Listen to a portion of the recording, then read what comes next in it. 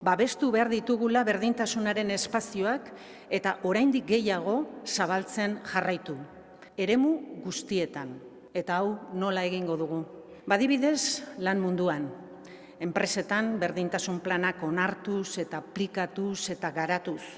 Emakumeak lidergo postuetara heltzeko aurkitzen dituzten zailtasunak desagerraraziz.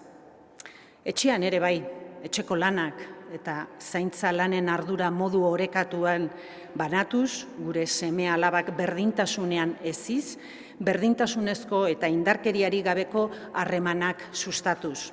Baita kalean ere, emakumei askatasunez eta indarkeria matxista jasateko mehatxurik gabe bizitzeko aukerak emanez.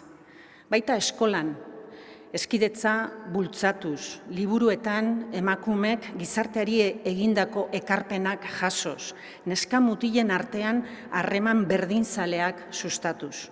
Eta besteak beste, administrazioi dagokionez, gure politika guztietan genero ikuspegia txertatzen jarraituz.